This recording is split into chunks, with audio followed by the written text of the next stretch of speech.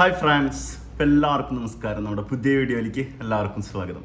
അപ്പോൾ ഇന്നലെ ലുലു മാളിൽ നിന്നാണ് നമ്മൾ ലബ്ബർ പന്ത് പടം കാണുന്നത്. ലബ്ബർ പന്ത് മീൻസ് ഡബ്ബർ പന്താണ് ഉദ്ദേശിക്കുന്നത്. എന്ന് വെച്ച് കഴിഞ്ഞാൽ ഈ 15-20 വർഷം മുമ്പുള്ള ഒരു കഥയിലാണ് പടം തുടങ്ങുന്നത്. എന്ന് വെച്ച് കഴിഞ്ഞാൽ 15 രൂപ ഡബ്ബർ പന്തിനുള്ള സമയത്ത് ഉള്ളൊരു പടമാണ്. ആ കാലഘട്ടത്തിൽ ഡബ്ബർ പന്തിൽ ക്രിക്കറ്റ് കളിക്കുന്ന ആളുകൾക്കൊക്കെ പടം പെട്ടെന്ന് സ്ട്രൈക്ക്. ഞാൻ ഇപ്പോഴും ക്രിക്കറ്റ് കളിക്കുന്ന ആളാണ്, അതുകൊണ്ട് എനിക്ക് പടം ഭയങ്കര ഇമോഷണലി കണക്ട് ചെയ്ത്. കാരണം എന്താണെന്ന് വെച്ച് കഴിഞ്ഞാൽ പടത്തിൽ എന്താണെന്ന് വെച്ചാൽ ക്രിക്കറ്റ്, പ്രണയം, ജീവിതം അങ്ങനെയൊക്കെ ആയിട്ട് കണക്ട് ചെയ്ത് കൊണ്ടുപോകുന്ന ഒരു ഡ്രാമ മൂവിയാണ്. സ്പോർട്സാണ് മെയിനായിട്ട്. ഒരു ഗ്രാമത്തിൽ നടക്കുന്ന ക്രിക്കറ്റ് പാഷനായിട്ടുള്ള ഒരുപാട് ആളുകൾ, അവരെ കഥയൊക്കെയാണ്. ഒരു ക്ലബ്ബുകൾ, 1-2 ക്ലബ്ബുകൾ കാര്യങ്ങളൊക്കെ ആയിട്ട് അവരുടെ ഇടയിൽ നടക്കുന്ന ഈഗോസ്, കോമ്പറ്റീഷൻ, ജീവിതത്തിൽ എത്തി നിൽക്കുന്നു. അതിനിടയ്ക്ക് ഒരു കുറച്ച് ഫാമിലി പ്രോബ്ലംസ് കാര്യങ്ങളൊക്കെ ആയിട്ട് നല്ല ഇമോഷണലി കണക്ട് ആവുന്നൊരു മൂവിയാണ്. അത് കണ്ടന്റ് ക്രിക്കറ്റാണ്, അതിൻ്റെതായ രസങ്ങളും കാര്യങ്ങളൊക്കെ ഉണ്ട്. ഭയങ്കര കുറച്ച് കോമഡികൾ കാര്യങ്ങളൊക്കെ ഉണ്ട്. പെർഫോമൻസാണ് ആദ്യം എടുത്തു പറയേണ്ടത്. ഈ പടത്തിൻ്റെ സംവിധായകൻ ചേട്ടൻ്റെ പേരൊന്ന് നോക്കി പറയുന്നുണ്ട്, കാരണം കുറച്ച് പശുകളുടെ പേരാണ്.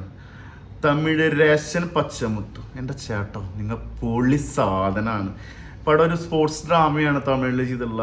അതുപോലെ ഹരീഷ് കല്യാൺ, ആട്ടകത്തി ദിനേശ്. ഈ ആട്ടകത്തി ദിനേശേട്ടൻ്റെ 1-2 പടങ്ങൾ ഞാൻ കണ്ടിട്ടുണ്ട്.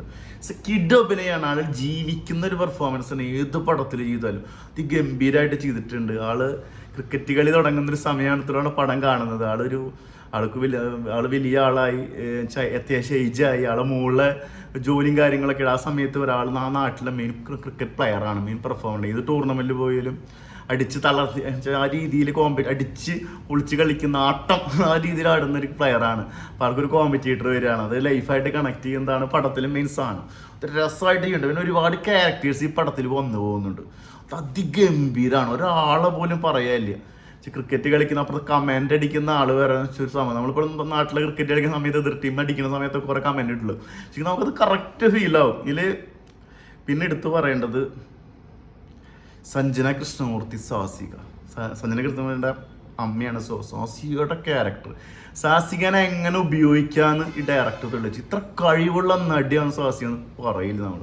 അത്ര രസമായിട്ടാണ് പെർഫോം ചെയ്തിട്ടുള്ളൂ. ആ രീതിയിൽ നമുക്ക് മലയാളത്തിലൊക്കെ അവസരങ്ങൾ കിട്ടുന്ന ക്യാരക്ടറൊക്കെ ഒരു 1-2 ജോണർ പിടിച്ചതായിട്ട് ആ ക്യാരക്ടർ ചെയ്തിട്ട് പിന്നെ അത് പിടിച്ചിട്ടുള്ള ക്യാരക്ടേഴ്സൊക്കെയാണ് ഓരോ പടങ്ങളിൽ കൊടുത്തുകൊണ്ടിരിക്കുന്നത്. പക്ഷെ ഇതിലാൾ ചെയ്തിട്ടുള്ള ക്യാരക്ടർ, അമ്മ റോള്, ഭർത്താവിൻ്റെ റോള്, ആള് പിന്നെ അമ്മായിമ്മയ്ക്കായിട്ട് സംസാരിക്കുന്ന കുറേ സീനുകളുണ്ട്. നാട്ടിൻപുറത്ത് ഒരു ട്രാക്ടർ ഓടിച്ച് വരെ സീനുകൾ, പശുവിനെ നോക്കുന്നത്, ഇമോഷൻസ്, ഭയങ്കര കണക്റ്റ് ആയിട്ടുള്ള സാധനങ്ങളുണ്ട്. അത് അടിപൊളിയായിട്ട് സാസിക്ക് ചെയ്യുന്നുണ്ട്. പിന്നെ അമ്മായിമാരെ പിള്ളേരുടെ റോള്, ബാലശരവണൻ, കാളി വെങ്കട്ട്, ഗീതാ കൈലാസം, ദേവദർശിനി, ജൻസൻ ദേവ, ഒരുപാട് ക്യാരക്ടേഴ്സ് ഉണ്ട്.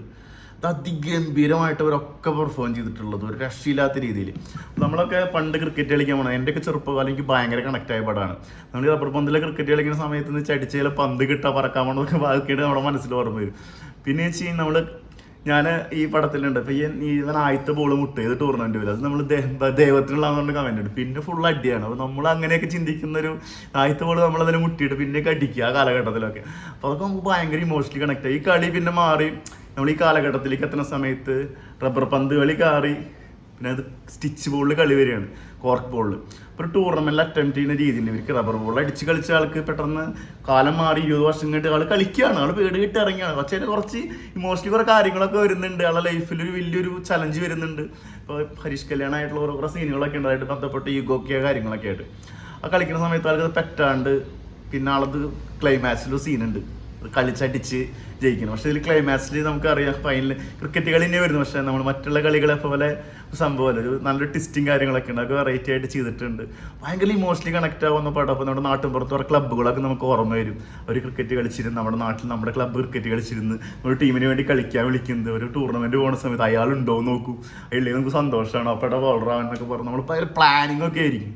അപ്പോൾ അതൊക്കെ നമുക്ക് ഭയങ്കര കണക്ട് ആവുന്ന സീനുകളുണ്ട്. ചില കളിയുടെ ദിവസം വേറെ പല കാര്യങ്ങളൊക്കെ വരും. അപ്പം അമ്മ വിളിക്കുന്ന സമയത്ത് നമ്മൾ കുറേ ഒഴിവായി പോകണമെന്ന്, വേറെ നുണ പറഞ്ഞ് പോകുന്നതും അതൊക്കെ ഭയങ്കര കണക്ട് ആവും നമുക്ക്. ഇതിൽ 1-2 സീനുകളുണ്ട്.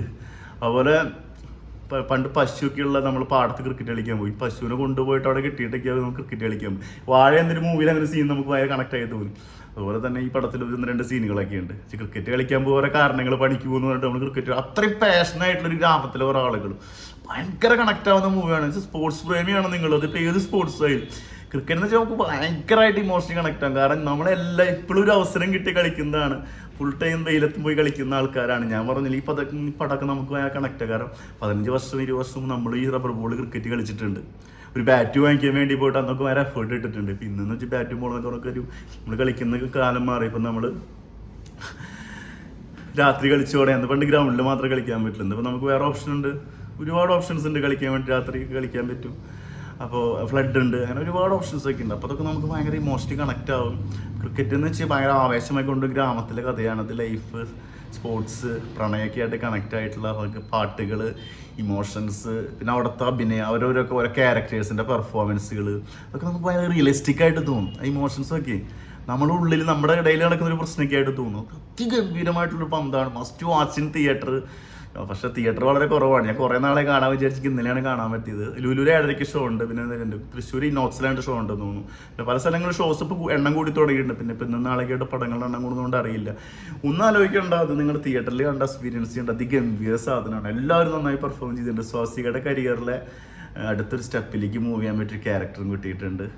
പോയി കാണുക, അതിഗംഭീരമായിട്ടുള്ള എക്സ്പീരിയൻസ് നിങ്ങൾക്ക് കിട്ടും. തമിഴ് പടങ്ങൾ ഭയങ്കര മാറ്റത്തിൻ്റെ പാതയിൽ പോയിക്കൊണ്ടിരിക്കുകയാണ്. വാഴയ്ക്ക് ശേഷം ഇറങ്ങുന്നൊരു പടമാണ്. ഇപ്പോൾ മഹാരാജ എന്നൊരു പടം നമ്മൾ കണ്ടു. കുറച്ച് കാലമായിട്ട് കുറച്ച് മോശം സമയമായിരുന്നു അവർക്ക്, തിരുത്തിക്കൊണ്ടിരിക്കുകയാണ്.